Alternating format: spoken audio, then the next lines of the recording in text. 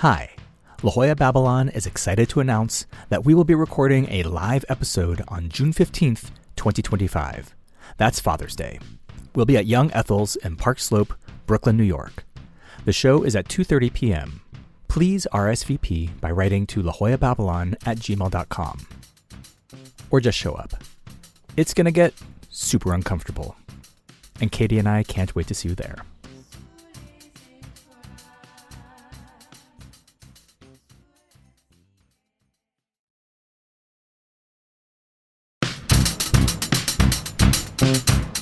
Hello and welcome to La Jolla Babylon, Season 2, The Education of a Suburban Punk, a podcast where I read stories of my undersupervised Gen X youth to my coddled millennial little sister, writer, actor, and comedian, Katie Hartman.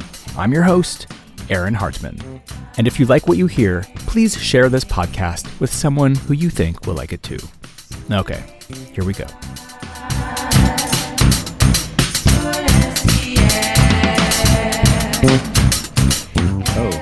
People are bowling upstairs all of a sudden.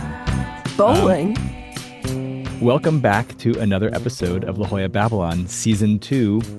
This is Episode 6. Heck yes! Season 2, Episode 6. It seems impossible, but it's true. Yeah, we've made it. I know. Are we done now? We're done. No, we have a bunch more. Bye, everybody. Yeah, we have at least another season after this one. Yeah. Fuck yeah. I know. There's and then I have a whole other idea for another kind of series to do with you, hopefully. Ooh, with me? Yeah. Yeah, and I think with the other siblings too. Oh, and then we'll never talk again. Yeah, no, we'll never talk not on mics. Yeah, we never talk on the phone anymore, you and I. I know, we have to. I know. This is ruining our relationship. Cool. Yeah. That is gonna. Yeah, we really thought that we had hit something where we were gonna get closer, but now it's just, that's capitalism for you. It's just one performance. Yeah, now we're just making all the money from this podcast, and I don't know how rich you are, but I got so rich. It's cool. So rich. It's weird. It's like my bank account just keeps flooding with all this podcast money. Yeah, the banks are complaining because they don't have any more space for all those zeros. So today is I've been sort of teasing out this episode as kind of a parallel to the tampon episode. Right. I don't want to get too into it. But it's just one of those things where Dan Jones and I kind of crawl deeper into our little kind of singular world between the two of us. And I think it's only about 20 minutes of okay, does it involve eating anything? Does it involve eating anything? I don't think anything is eaten in this episode. Okay, does it have to do with shit? I'm not, I don't want to. Caca? I don't want to. Pee-pee? Juice? Toe cheese? Oh my God, your face is getting so red. It's so funny. Why does that happen? I don't know. It's really cute though. Oh, good. I'm glad I could be cute for the podcast. I'm not going to say anything. I'm not revealing anything. It's just I just wanted to say poo-poo, caca on mic. That's all I wanted to do. That's great. I'm so happy for you. Well, thank you for giving me the platform. Well, the nice thing is that you get to take your dog for a walk and listen to these chapters. Oh, that's very generous that you think that I could walk my dog while listening to... No. Why? Because he's going to lunge after... I have to like always be aware. My dog is like... Really? Yeah. I can't take my... Listen, and he's gotten much better, but I cannot take my dog for a walk while listening to something or on the phone with somebody because I just... Yeah. And it's okay. Like it actually makes me a lot more present in the moment. And it's like a nice bonding thing between me and him to like walk, and it's great. Mm-hmm. But like, it is not a relaxing thing just because there are squirrels, there are like, if there are joggers, I need to hear them coming up behind me. Whoa. If there are other dogs around, and he doesn't like go, he used to like sort of lunge at joggers. He doesn't do it anymore. Like, because you need to be able to kind of ready your grip. kind of Yeah, yeah, thing? yeah. I just need or lead him away. I just need to like Okay. distract him or like turn Cool. around Okay. or I didn't yeah, realize that. cross the street. Yeah, yeah, yeah. Um, Huh. Because that I is always just the think of, life of a reactive leash or a reactive dog owner. because Leash I reactive always dog owner.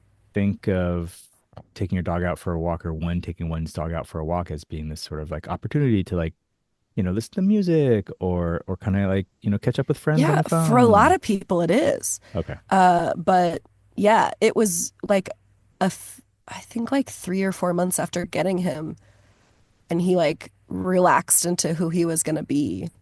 Because we got him like at a year and a half, Yeah. and he had been pretty, he had been pretty abused before. So, Yeah, that's right. but he's such a sweetheart with us, and that's the problem is that like, I'm like he's so great, and then he'll just like go rah rah rah rah rah at another dog, Right. you know.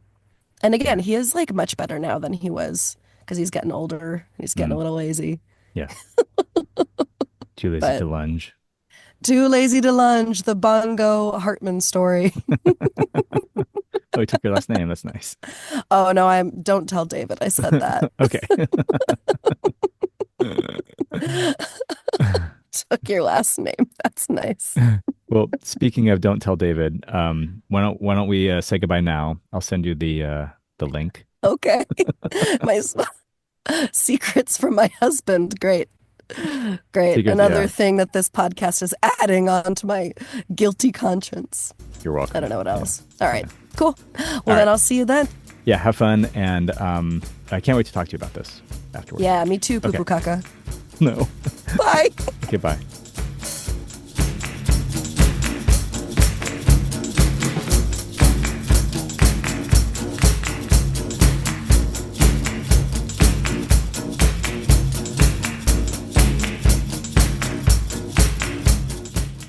Sandwiched.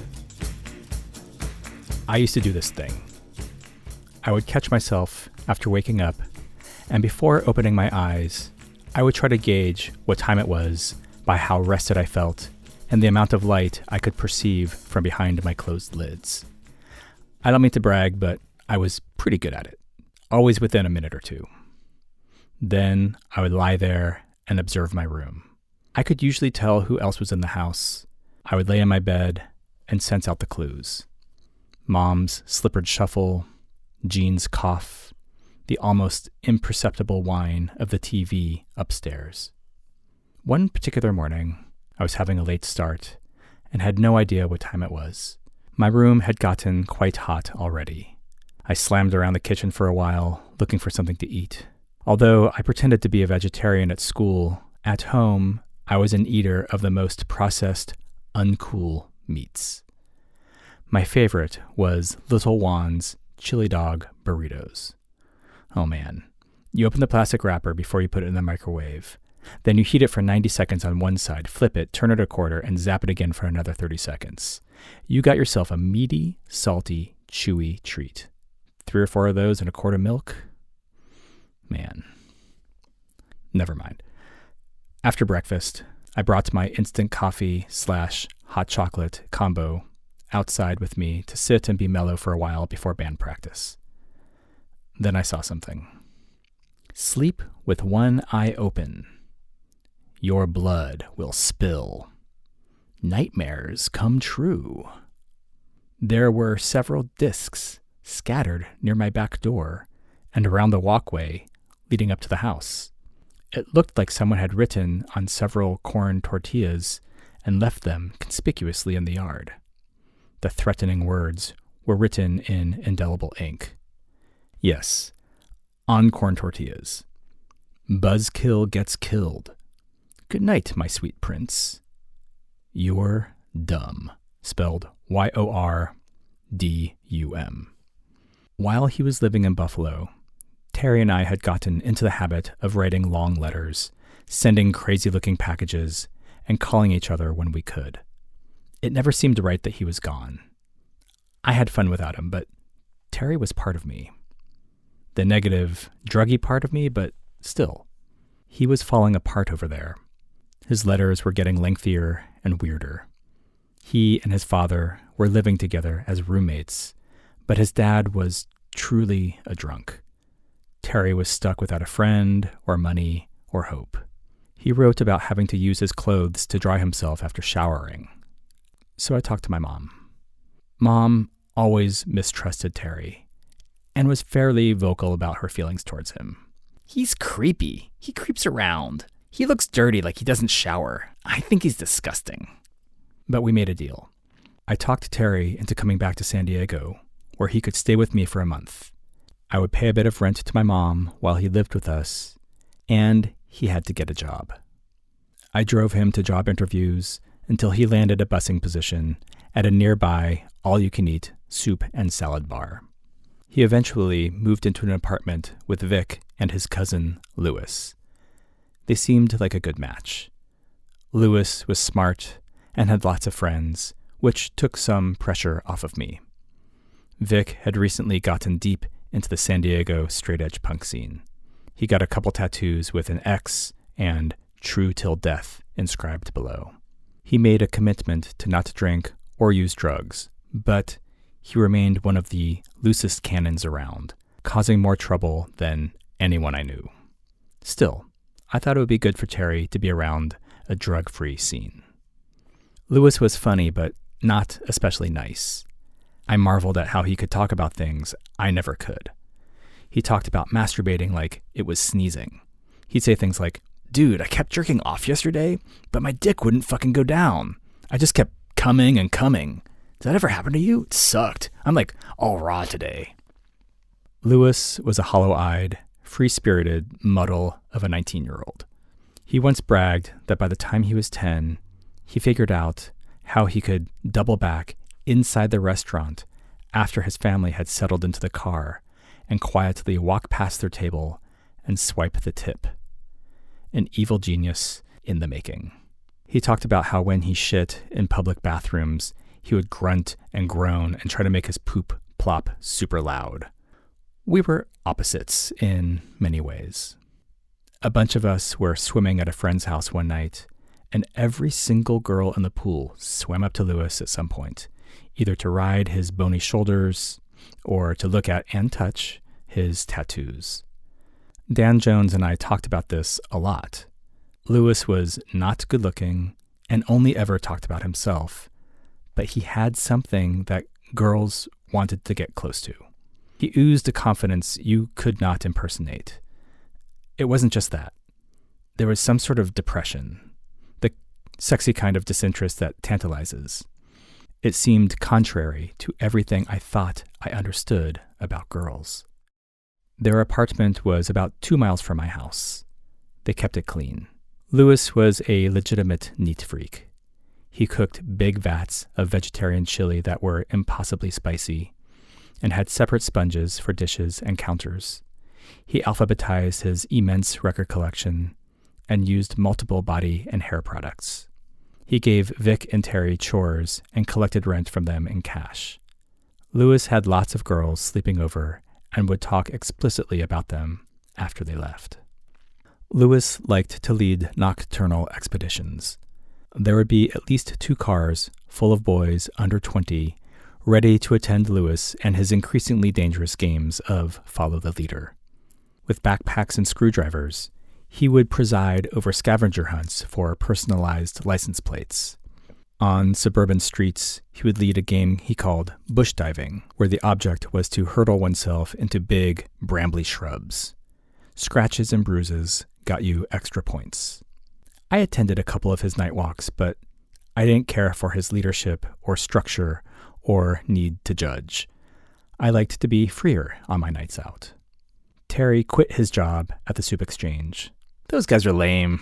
They want to suspend me for not smiling enough. That is so lame. It's not a crime to look like this." He made his eyes go dead. Despite my protests, my mother went to the restaurant to get to the bottom of this. She was afraid he would run out of money and need to come back and live at our house. She was proud that I'd taken such good care of my friend, and she refused to let it get messed up. She talked to a manager who explained that they had gotten complaints that Terry was rude and should not be serving food to the public. My mother came home and triumphantly told me that she convinced the manager not to suspend him. But Terry refused to go back to work. He talked about running scams like stealing books from university libraries and selling them to bookstores. All you have to do is register for one community college class and drop it. They give you a library card and a bus pass. I became short with him. I was hurt that he disregarded my help. When friends asked why he returned from the East Coast, he would explain that it was just something he felt like he needed to do. I was just like, I gotta get out of Buffalo. He cut me out of the story, the part where Dan Jones and I paid for his bus fare and made sure he ate decent food. When he and I became friends in middle school, I was shocked at his home life. His dad slept on the fold-out couch, giving Terry the only bedroom in their dusty apartment. His father drank a gallon jug of wine every night and fell asleep listening to opera. The only food they ever had on the shelf was packages of Carnation instant breakfast and cans of Stag chili. When I slept at his house, we would wander around whatever neighborhood he was living in at the time until dawn, or sit in his backyard doing knife hits of hash, listening to the Seeds and Crass on his cassette player. I know he resented me and my comparatively reasonable family, and I could never understand what it was like to be him. It was a novelty, to me, to see a drunk parent, as it must have been a novelty for Terry to eat at a table with a family. Lewis started prank calling us. Late-night calls with gurgling and cussing.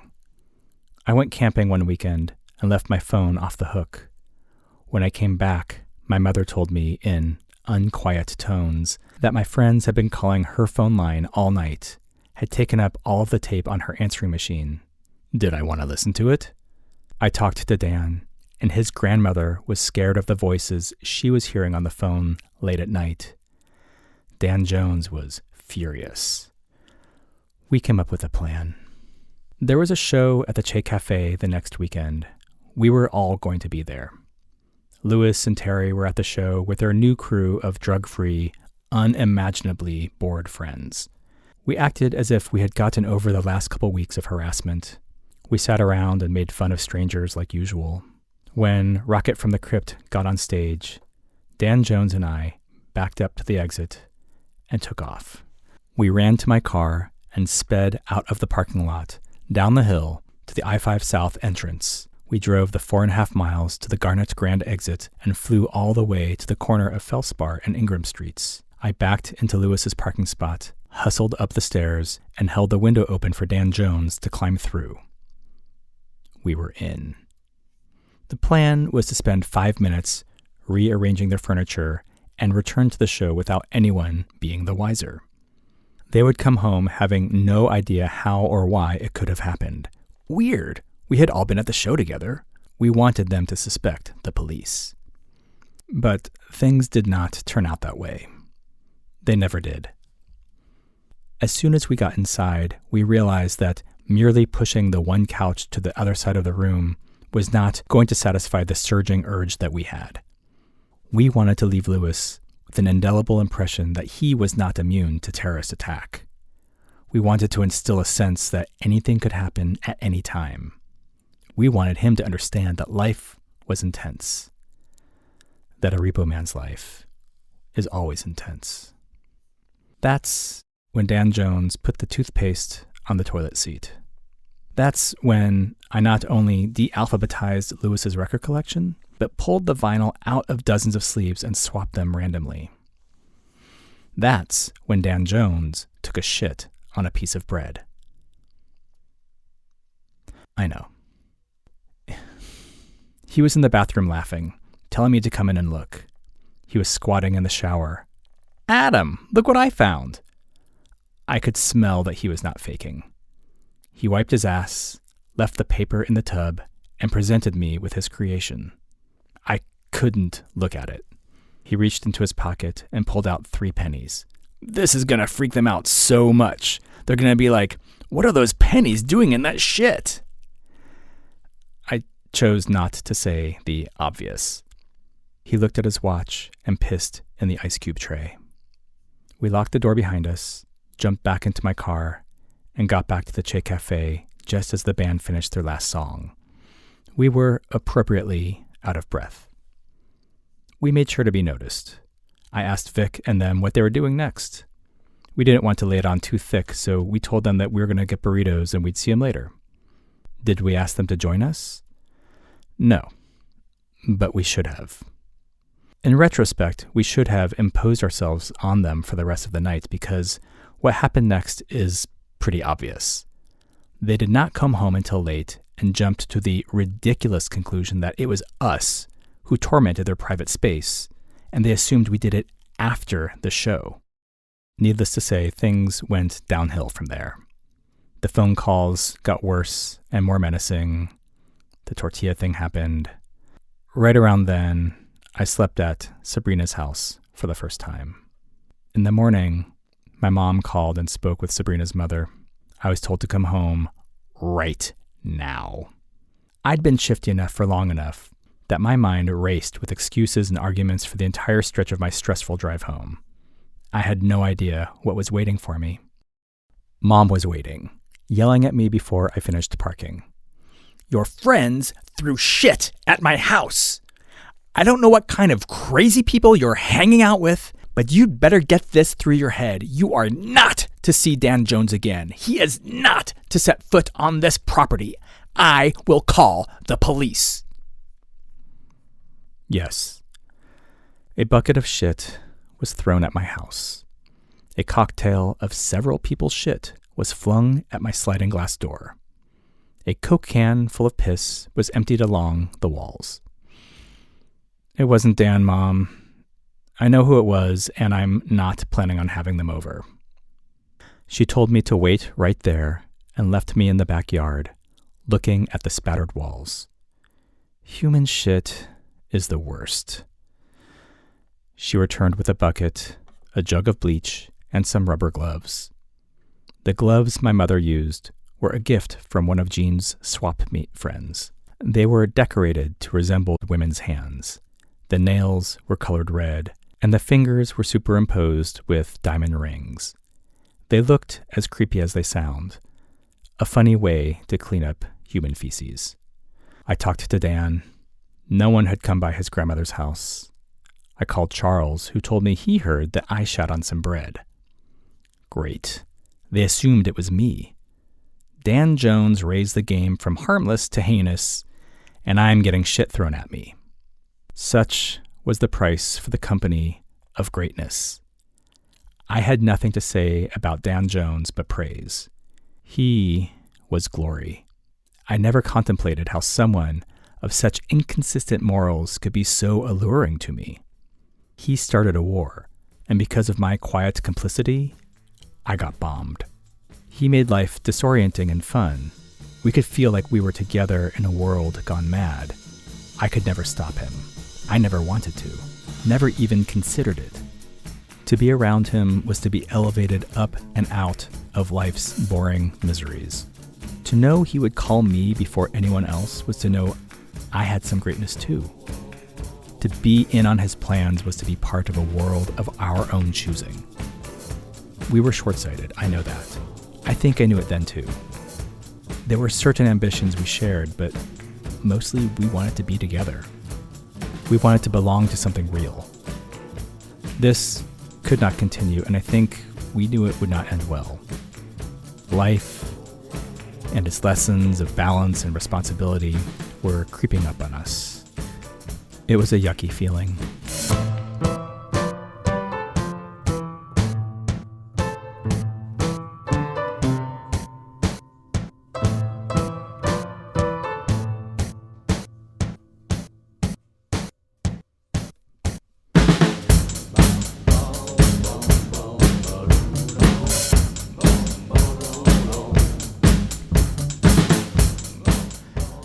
Alaska calling. Dan Jones came to say goodbye.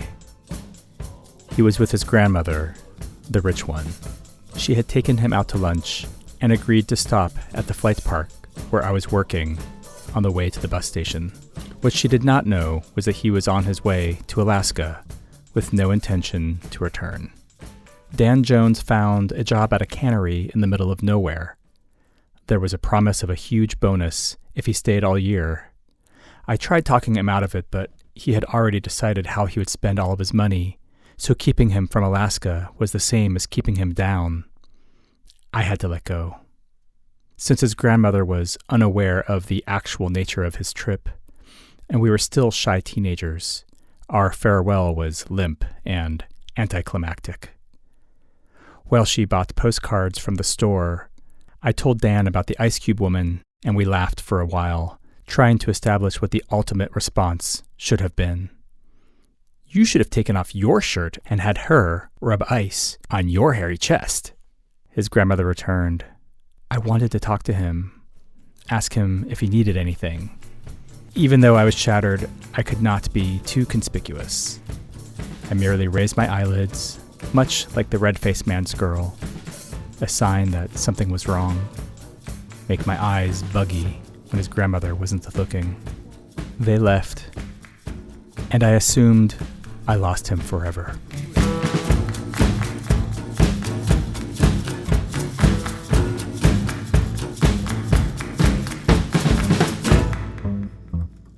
Welcome back.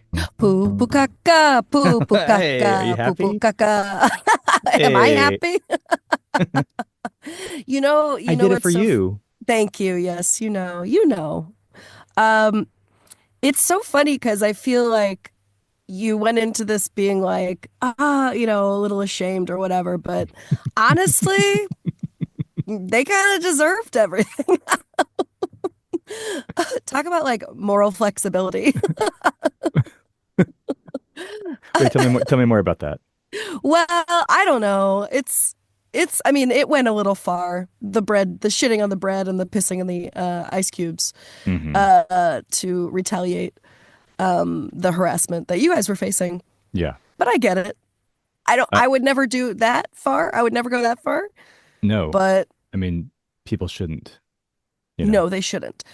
But while I was listening to it, I was thinking of my like David and I had a really, really bad Airbnb experience Oh, okay. a couple years ago. Yeah. Like staying kind of this shitty apartment above the garage of the guy who lives there, right? Yeah. And like Mm-hmm. the reason we chose it is that there was a pool and a hot tub or whatever, and they said that the pool was heated and it like wasn't, and then we asked for him to heat it. Yeah. But he never like spoke to us face to face, it was just like DMing through the app. I don't know, he was like very rude and then was a little threatening. Oh, And so we left. Oh, we were out in the hot tub and he turned the lights out on us. Like all the lights that were outside. mm-hmm. It like he saw us out there and then he turned everything. We were like, "Oh, we got to leave. We're going to leave." Like Mm-hmm. we left the situation early. And then Yeah. he wrote this like review that was full of lies that said that our dog Whoa. like pissed everywhere and like dug up his yard and Yeah. like it was a bad experience. But before we left, because I was like, fuck this guy. And like, to David, I'm usually very like even and calm and be Yeah. like, okay, we Yeah. gotta figure this out. Like, let's not jump to any conclusions. But this guy had pushed our buttons and my buttons so hard. Mm-hmm. And it's so embarrassing because it's like, it really didn't do anything. And I wish I could go back in time and do something else. But I had like a butter packet. Go on. I had a butter packet and I threw it and I opened it and I threw it in the back of a closet, Oh, that's pretty good. like Yeah. in the top of the closet. But I Mm-hmm. feel like it was the kind of butter that may not go rancid for many years. I feel like it Right. was sort of like shelf stable butter. Anyway, The I wish I had shat on that guy's place. I did well, steal some of his very mediocre body wash because I was like, fuck this guy. well, the legit version of that butter thing is you take shrimp and you Hmm. put it inside Curtain the rods. curtain rods. Yeah. Yeah. No, totally. I mean, I'm glad you know all I that. had was a butter packet, and Hey, you got to work with what you got. we got to work with what you got. And I still was very scared about getting in trouble. Yeah. Wow. So you knew it was war before he even started reviewing you guys. Yes. No, it was clear. No, it was Wow. no. He was bad. He was a Hmm. bad. He was bad. He like Yeah. made. He was even Because I kept being like, maybe we just go down and talk to him, blah, blah, blah. Yeah. I really did give him the benefit of the doubt. And then it just became apparent that this guy sucks. Yeah. And I know he sucks later because we looked him up and he had been like sued by his mother-in-law because he Oh stole a wow. bunch of money. Yeah. Okay. Okay. Okay. Okay. Yeah, Yeah. no, he is a legit terrible person. And Right. I wanted to send him a box of shit in the mail. You Like I did? wanted to. Wow. Yeah, because those are Wow. services that you can do. Right. Anonymous. I I genuinely floated this, and David, who usually is the person, he's more hot-headed of us. He was like, "Don't do that. Don't send him shit in the mail." Yeah. Right. So I didn't, but I Right. think about it all the time. Wow. You know what? The first rule. So Dan Jones and I, in this era, we actually co-bought a book together, and I still have it. It's a revenge book. I can't remember what it's Oh, called, but it has the 10 commandments of revenge. And the first commandment is thou shalt bide thine time, so that when bad things happen, your mark does not associate it with the bad things that they did to you. 100%. I had thought that if I was going to send shit in the mail, that it would be over a year later, and So is that, now over a year later. Anyway, 3 to 4 burritos? yeah, What? and a quart of milk. Yeah. Ah, it's crazy. Oh yeah. Well, there's a time where I think I grew like 6 inches over a summer or something. Like it's not like my growth spurts were very intense, and Wow. I could not get full, you know? Wow. Yeah. And you pretended to be a vegetarian? Have you said this before? Oh yeah, yeah. In episode 2 at Charles's house, where he asks, he's like, "You don't eat meat, do you?" And I was like, "No." Um, no, yeah, I completely pretend to be a vegetarian at school, and then just like ate. Wow. Yeah, yeah. Because you couldn't eat meat at school because it was like at least at Mirror because you know it was verboten, because everyone was vegetarian or pretended to be. And now your son is a vegetarian. It's true. Yes. Yeah. Yeah. Yeah. And you're, what is he, 8, 9? He's he's 10. Is he 10? Oh shit. Don't, Oops. oh shit. Don't let him listen to this. No, don't worry. You know what? He's not going to listen to this particular episode, especially.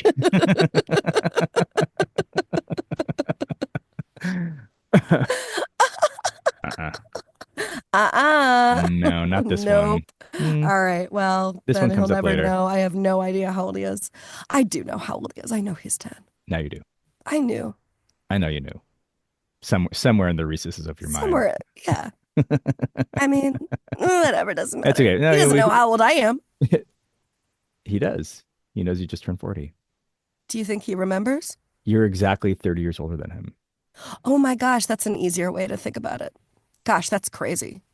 We can keep talking about this if you want. Sorry, off topic. Let's get back to you No, no. and your misdeeds. Let's get back to your age. It is surprising to me that you guys made that mistake of not hanging out with them I know. Yeah, after. I know. How do I say this? When the book of judgment is written, Hmm. that will be highlighted. That was the mistake of the night. Yes, and you shall beat your breast and keen. Yeah, that's right. I know. It was just one of those, it was just like such a teenagey thing, It was like one bad idea followed by another bad choice.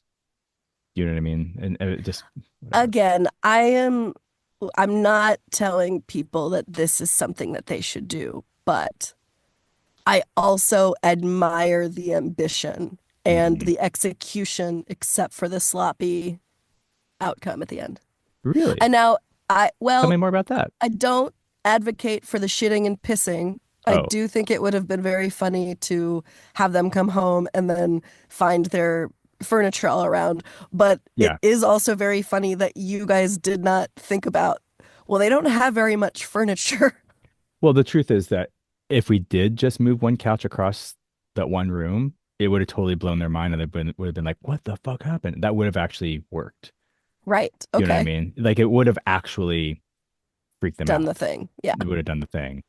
I think we were like trying to duct tape the pillows to their wall or something like that, and it just wasn't working. We're like, this sucks. We gotta do something Yeah. better, and we had to get back to the show before the end of that band's set. So we really had like, you know, 6 minutes in that place. Do you know what I mean? Yes, I know. I can see the panic and then also the glee and then the heightening that is happening where it's just like, Yeah. okay, if not this, then let's do this other thing. And then, Yeah. okay, oh, good, good, good. Yeah, yeah, yeah. And then, Yeah. what's in my pocket? 3 pennies. Yeah. But did you hear Sadie? Like she goes, "Didn't you shit on a piece of bread and put pennies in it?" Like the pennies actually have somehow Legendary, stuck. for lack of a better term. Yeah. Wow. That's so funny. I think Yeah. it had not come up. Yeah. Well, I It think didn't I have a think you were context for it. right. I think you were just gasping, going at the mention. Now, did you ever get like a thank you from Terry or like did you ever feel like he was appreciative of your efforts? No. It was that thing where I think he was kind of embarrassed. I was gonna say, yeah, Because it really was like Dan and I did that. We paid for his bus back. We talked our moms into letting him. He actually split time between my house and his house. yeah, Um, and yeah, no, but it was whatever. We were all stupid boy, I was really proud of what yeah, we did, and I think Dan was too. Um, and I think maybe proportionate to the shame that Terry probably felt, you know. mm, yeah. And we weren't But he like holding it over chose. him at all. No, of Um, course, no. No, and you I just and I wanted your like friend never. back. We just wanted our friend back. Yeah, Yeah, yeah. I But get that. I totally get that. and I have a lot of those letters, those real letters that he sent me, and I actually sent him some pot. I sent him In the mail? mhm, yeah, Wow. I sent him a bud, and like I wrapped it in tape, and you know, I was just trying to be a good dude. Yeah. Yeah, I think the thing that comes through, so many of these things, and especially the ending of this, when Dan Jones heads up to Alaska, it's just like, Hmm. yeah, it's like such bromance moments, and then at that age, how can you articulate it? And I was thinking about this earlier. The the reason why I wanted to write about the shit sandwich.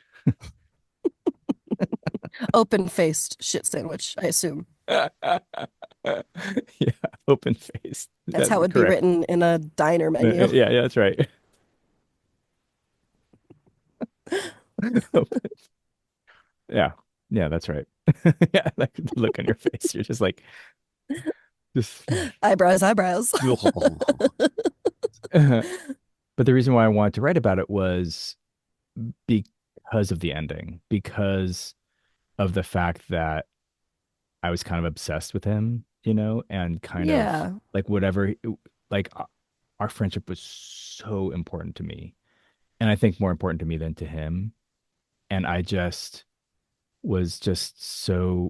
was really proud to be his friend. I was really proud to be kind of associated with him because people did not know how to. I mean, he was really enigmatic. He was because he was all those things. He was kind and gentle and crazy, you know, yeah, yeah, and knew himself, right? And so I just like those combinations of things were just electric to me, and I didn't have anybody else to um to hang my hat on. yeah, I just really chose him and um and as will kind of get brought into focus, I think in season 3, kind of how things end between us were so painful to me and so um kind of I don't want to say life altering, but like I said, like he could do no wrong to me, yeah, even though he was yeah. so fucked up and so kind of amoral, you No, know? you accepted him for who he was. Right. Yeah, and Yeah. you loved him because Yeah. of it. Totally. Yeah, Yeah. yeah. Absolutely. Yeah. Yeah. I mean, that is so beautiful, but it is at that age, and it's it's hard to express how you feel for each other because you don't, everything feels so intense because everything is so new. Hmm. Yeah. And friend Right. breakups are the worst. They are terrible. Yeah. You know, these platonic friend breakups are can be more devastating than a romantic one, Hmm. you Hmm. know, because you don't think that that's a way that it can go, you Right. know? Yeah. And I think because we're also such bad communicators, it took me a long time to realize that that was what was happening. You know what I Mm, mean? Like it was sort yeah. of like getting kind Him of like, pulling away or something. yeah, Hmm. yeah, and kind of like, oh, it's weird he changed his number and didn't give me his new number, or whatever. Oh, Yeah, and then, yeah. 6 months later, I'd hear from him. Well, I don't want to. Hey, no Okay. spoilers. No spoilers on the sads. Yeah, no, We'll get the sads in real time. we will. Yeah, yeah, Okay. we'll get him. Yeah. It'll come. It'll come. But Okay. yeah, yeah. So, shit sandwich. But I find it, I don't know. I do find it strange that I've never heard about the time that your friends threw shit on your house. Well, I mean, again, you were Maybe it was, 5, yeah. No, and I know. I mean, yeah. since then. I Oh, don't since think then. that, I don't think I wasn't expecting to hear about it when I was Hey, 5. Katie, how's it going? I'm Good to just see gonna go to you. a production of Annie. Yeah. Oh, what happened with the shit? So I had to wear these gloves that looked like a woman's hands. Which I love that detail so much. It's so funny. It's so true. Yeah. That is Like the truth. nails were painted. Yeah. And Yeah, they had like totally. the like fake rings around So it so was funny. it was so funny. Um, yeah, I Also, mean, and I sorry, remember go. there's like some confident. I remember I was at some punk show and the guy, and I knew who did it because I knew who was in this guy's crew. And um, I was like, did you throw shit at my mom's house? Yeah, but you did this. It's like, mom's house. You threw shit at my mom's house. Yeah, Yeah. that's crossing a line. Yeah, I mean, we broke into their house. We definitely crossed the line as well. Like we broke into their house. Like that is, That's true. and You did. It was not smart. I mean, overall, okay, no, listen. no, it was I know I super. was Yeah. saying I was on your side. It's not smart. It's real dumb. You suffered the consequences of it, and there it is. But uh it was pretty funny though. It's still pretty funny.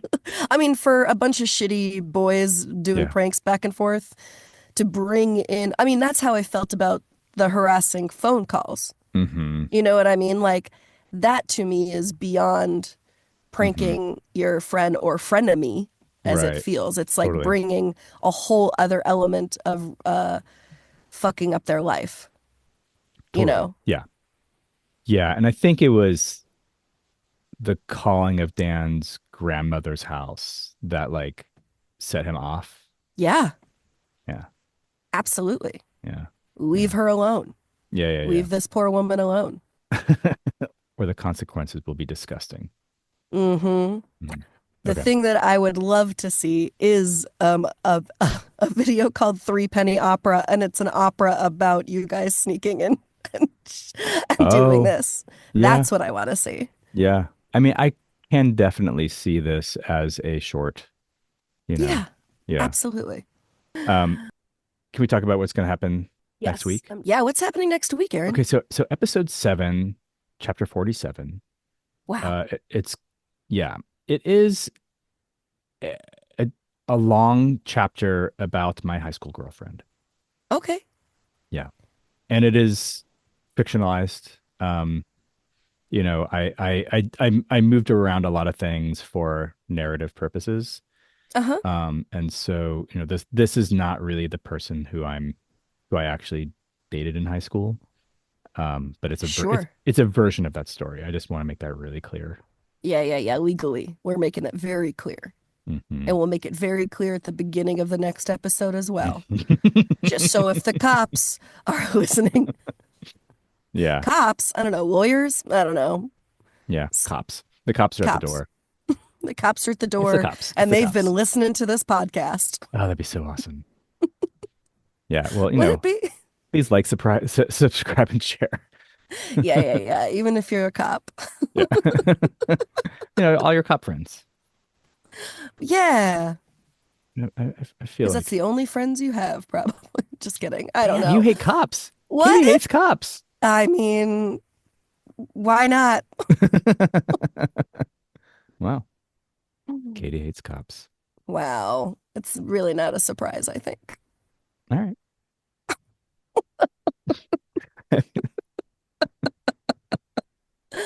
Well, Well, what an end to another episode of La Jolla Babylon. I like how we ended this one with you as the cop hater.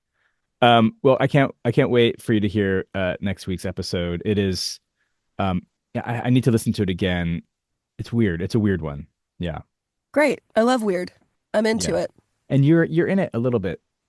Oh, well, then I'm very excited. But you know what? I have a feeling that because there've been so many chapters between the first one that you were in and this one, I may have accidentally changed your name. I may have changed your fake name. Well, that's just being sloppy. That's just being sloppy. Wow. Okay. Listen, you don't come to this podcast for the professionalism. I think we've made that clear. No. And you had no editor, so to point this out to you. No one's pointing anything out to me except for every once in a while I'll get a text from someone saying, that person who you were making fun of was actually a really lovely person. And I'm getting that. I am.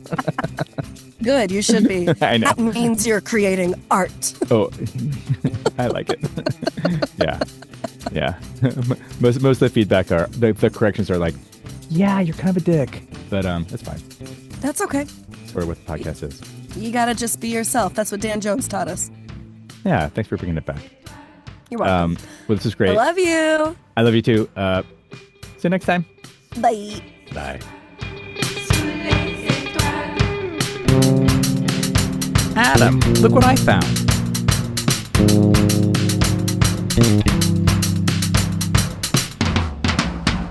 Thank you so much for listening all the way to the end. We'd love to hear from you. You can find us on Instagram, or you can send us an old-timey email at lajollababylon@gmail.com. If you like what you heard, please subscribe so you don't miss an episode. Your 5-star rating will help others find this fucking podcast. Please check out the show notes for links to Katie's comedy, the music you heard, and a complete transcript of the show. La Jolla Babylon Season 2, The Education of a Suburban Punk, was written, produced, and edited by Aaron Hartman, with music by Aaron Hartman, co-piloted by Katie Hartman. Presented in association with Ruinous Media. To hear more episodes of this show or other Ruinous Media podcasts, please go to ruinousmedia.com or wherever you get your podcasts.